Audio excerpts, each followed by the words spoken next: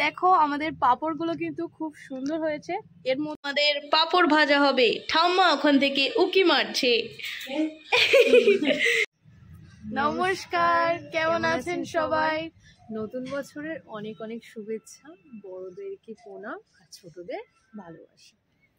আমরা আজকে চলে এসেছি, শীতকাল পড়ে গেছে, একটু পাঁপড় ভাজা বড়ি ভাজা খেতে হবে। তো পাঁপড় ভাজার একটা সুন্দর রেসিপি নিয়ে তোমাদের সামনে আজকে চলে এসেছি। দেখাবো কত সহজে তোমরা বাড়িতে পাঁপড় ভাজা বানিয়ে দেবে। তাহলে দেরি না করে আর রেসিপিটা দেখে নেওয়া যাক। চলো। এই দেখো আমাদের ঠাম্মা আজকে পাঁপড় ভাজা খাবে, তাই তো ঠাম্মা? খাওয়ার জন্য রেডি, তাই তো? হ্যাঁ। তোমার ভালো লাগে? তোমার ভালো লাগে পাঁপড় ভাজা খেতে? তোমার পাঁপড় ভাজা খেতে ভালো লাগে? আমার সন্ধ্যেবেলা পাঁপড় ভাজা খেতে ভালোবাসে। তুমি বলো। ওরা মেলায় টেলায় গেলে তো কি নেবে, কি হবে, মিষ্টি টিষ্টি না পাঁপড় ভাজা।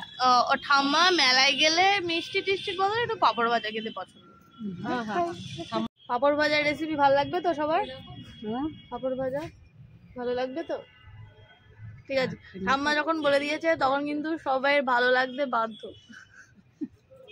আলুর পাঁপড় বানানোর জন্য সবার প্রথমে আমরা আলুগুলোকে খুব ভালোভাবে ছাড়িয়ে নিয়ে জলে ভালোভাবে ধুয়ে নেব। ধুয়ে নেওয়ার পর প্রেসার কুকারে সিদ্ধ করতে বসিয়ে দেব। মশলার জন্য আমরা এখানে নিয়ে নিয়েছি জিরে, মরিচ, শুকনো লঙ্কা, জায়ফল, জয়িত্রী, দারুচিনি, মরিচ।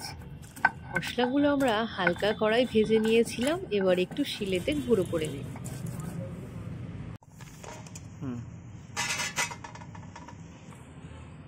এবার সিদ্ধ করা আলুগুলোকে একটু ম্যাশ করে নেব।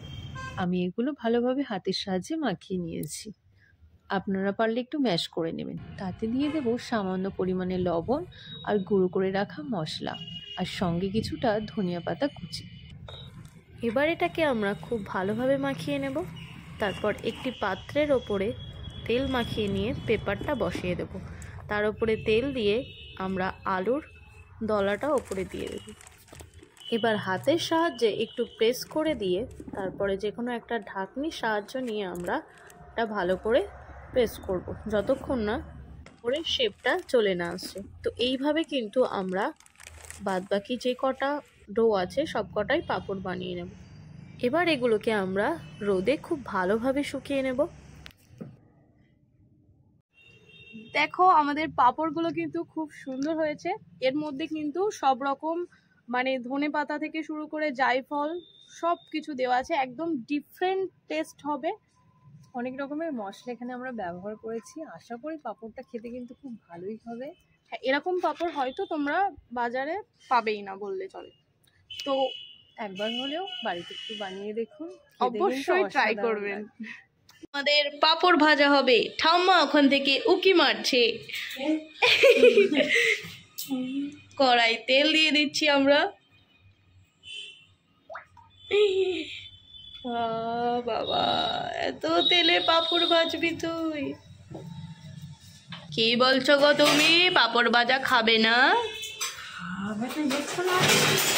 এক্ষুনি খেতে হবে।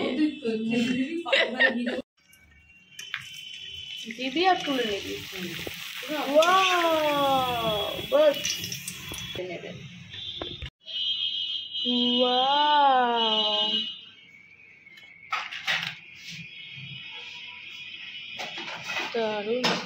তো আজকের পাঁপড়ের রেসিপি তোমাদের কেমন লাগলো আমাদের কিন্তু অবশ্যই কমেন্ট করে জানাবে।